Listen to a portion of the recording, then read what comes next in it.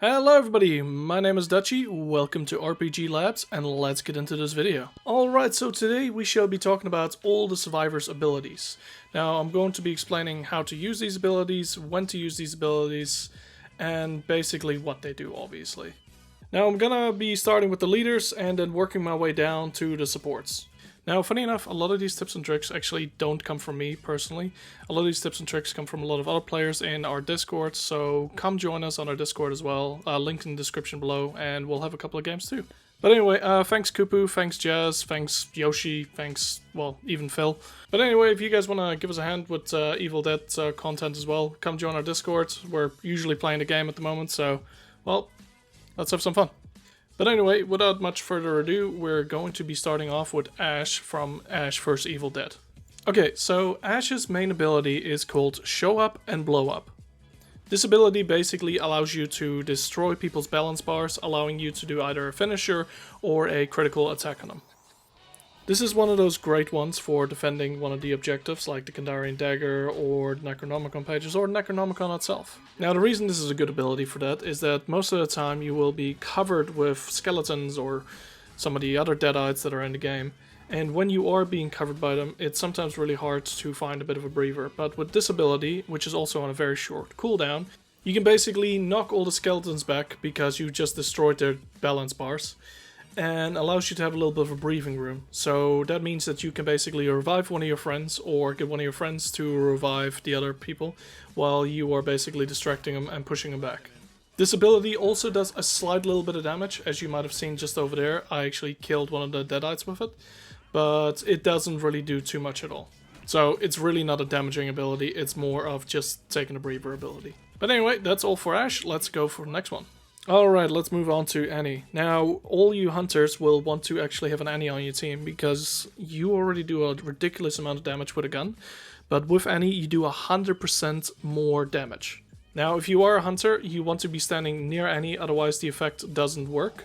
So basically stand near her and you'll do 100% extra damage. This also applies for Annie herself, so she can do quite a bit of ridiculous damage with some low-level guns. I would definitely recommend using this ability mostly in mid-game and late-game, when you're picking up the pages, the dagger, and when you are fighting for the book. This ability is also on a ridiculous cooldown of only 45 seconds, so every 45 seconds you can pop this and just do stupid damage. And for anybody who's wondering, this ability is called Hit 'em Where It Hurts. Now let's move on to Lord Arthur. Now, Lord Arthur's ability is called the Lord's Wrath. Now what this ability basically does, everybody in your nearby area has a bit of reduced fear, but the main thing is that it has increased damage by 30%. Now this will last around about 15 seconds and also has a really short cooldown of 45 seconds. Now the special thing about this ability as well is that when you actually use it with a sword, you do even more damage. Now, I couldn't find exact numbers about how much damage he extra does, but I can tell you it is ridiculous when you're fighting, even with just a grey sword, which is what you start off with. Now, this ability definitely pairs best with warriors who already do a ridiculous amount of damage, but also pairs basically pretty damn good with everyone, because everyone seems to be loving their melee attacks in this game. But yeah, if you can coordinate with a couple of warriors, you can basically melt bosses if you like, especially in the late game. Arthur can be extremely powerful to buff your entire team. Just one more thing, you do need to stay close to Arthur to get this boost, so yeah, just make sure you stay close to him. Alright, now let's talk about Ash in the warrior selection. Now, Ash's ability is basically a flask that heals him, reduces your fear, increases your damage, and damage reduction as well. Now, the exact numbers are 30% for damage increase, 50% for damage reduction. You restore 250 health, and your fear is reduced by 30, which is pretty damn decent numbers. Now, these are all selfish abilities, so all of these abilities will be used basically just for you. When using your teammates, it doesn't work, so basically use this as a selfish thing. Now, this ability also lasts you 27 seconds, but is also on a cooldown of 60 seconds, which honestly is not bad at all. And the name of this ability, by the way, is Wise Man's Potion. Alright, now we move on to Scotty. Now, Scotty's ability is quite similar to Leader Ash's ability, which basically means that he does a bit of a AoE attack in the area, doing 100 damage with a cooldown of 30 seconds. Now, just like with Ash, you can basically use this ability to knock people away and quickly get a res off on someone. This ability isn't really as effective against possessed targets, so I would recommend maybe just using it against normal enemies and not really the possessed. Alright, now we come to Henry the Red, also known as Fancy Pants. Now, basically, Fancy Pants' ability allows him to become invincible for 7 whole seconds, but at the same time still allows him to attack if you want. Now, I quickly allowed these guys to basically bash me for a little while, and then I activated my invincibility, and as you can see, I don't get knocked back at all for 7 seconds, and I don't receive any damage. Meaning it is extremely powerful when you're fighting a possessed unit. It's also got a 60-second cooldown, and the ability is called Unstoppable. Alright, now let's move on to the Hunters. Now, these guys are all about their ranged weapons. Alright, so the first one we'll be talking about is Ash. Now, Ash's ability is extremely overpowered in my opinion, because you can basically unpossess anything in the field. That includes your teammates, or any skeletons that they're possessing, or other sort of deadites. Now, this ability does have its limits a little bit, by basically allowing you not to unpossess the boss character, but any other character that they are possessing, they can basically, one-shot. Which is extremely overpowered because possessed enemies are extremely strong, no matter what they are. Base units or elite units, well, especially the bosses, but you can't do anything against that sadly with this Ash. And this ability is by the way called the Exorcist. Alright, now we move on to Ed. Now, Ed's ability is basically a flashlight. Now, what this flashlight basically does, when you shine it on something that is a trap, for example, when the demon sets a trap for a portal or one of the tree traps, you can actually shine your light on it and disable every trap. Now, this also works for traps that aren't even there yet, so basically it disables the traps for good until the cooldown is basically over.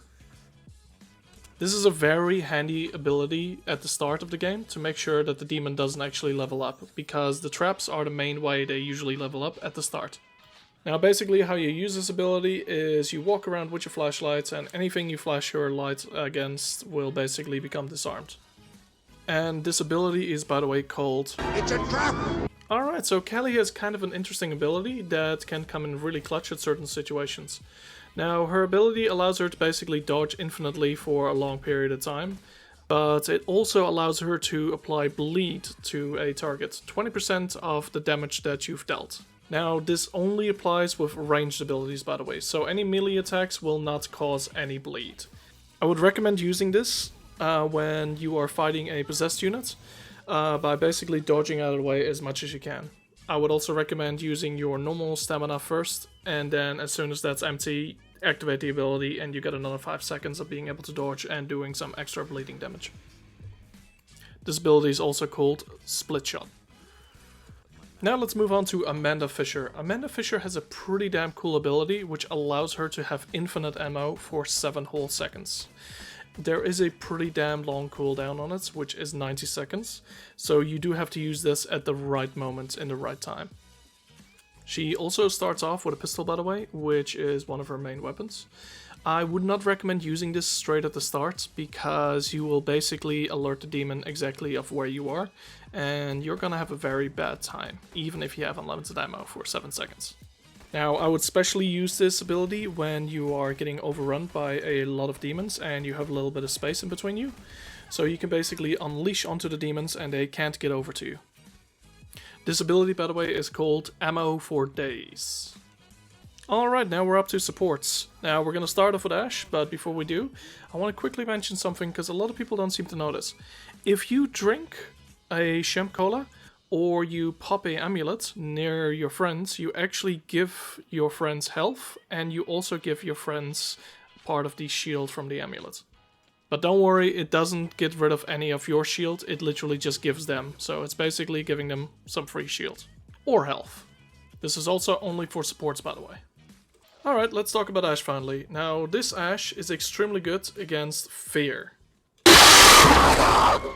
Sorry about that. But anyway, so basically when you get jump scared like that, you can basically use this ability immediately to make sure he doesn't possess you quickly. I would still recommend sorting out a light source so you can actually stand next to it and not be fully freaked out. Because it only reduces your fear by 50. But also it has a 60-second cooldown, so it takes quite a long time for you to do it again.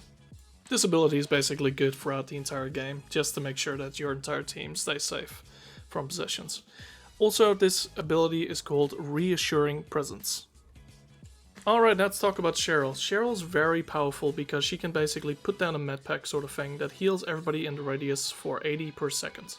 This ability also lasts 6 seconds, by the way, so you will be healed for 480 health, which is basically half of the health for some of the players out there. She is basically good for most of the match, so having her on your team is always a little bit of a blessing. The ability, by the way, is called Healing Touch. Alright, now we come to my favorite character in the entire game, Pablo. Now, Pablo is quite handy to have around because he can drop amulets every 2 minutes. Plus, with the amulets you find around the map, you can basically stock up so much. And even in mid-fights, it's really handy to have. And because he's also a support character, he can basically pop the amulets near his friends and give everybody a bit of shield as well. At the end of most of my games with Pablo, I end up having a lot of shields in my pocket, and I also end up having a lot of Champ Colas, because I've been using my shields instead of using my Champ Colas. So I haven't really talked about a lot of their passive abilities, but I feel like I need to mention the passive abilities for Pablo, because it is just so beautifully overpowered. Now, I'm the demon in this one, and you can see Pablo just showed up in the car. But the thing is, he's not showing up on the map. Now, this is because of Pablo's special ability that he has, which is one of his passives. Now, I'm going to make a full video about everyone's passives as well, but I feel like I just need to mention Pablo's ability because it's so beautiful. Now, even if you're driving a car, even if your fear is at max, you will not show up on the map. You can make noises, you can make all of that sort of stuff. Pablo just does not show up on the map. You can look at the map right now, Pablo's not showing up, but at the same time, you look at Pablo, he's 100% scared. So if you're gonna go on solo adventures, I recommend going as Pablo, because he is pretty much invisible to him. Also, Pablo doesn't highlight himself, so most of the players you can actually see through walls with a yellow outline or a red outline, but, you know, not Pablo. Alright, now the ability, by the way, is called A Gift from El Brujo Especial. Sorry if I butchered the pronunciation for that. Alright, well that's all the survivors and their abilities. Hopefully you guys enjoyed that and learned something from that, and maybe we'll get you a couple of wins. If you do need a hand with getting a couple of wins, we're usually online. Jump on the Discord server, I'm sure we can give you guys a hand. But anyway, thanks for watching. Give us a like if you feel like it, maybe a subscribe if you're even more generous. And I'll catch you guys all later. Bye!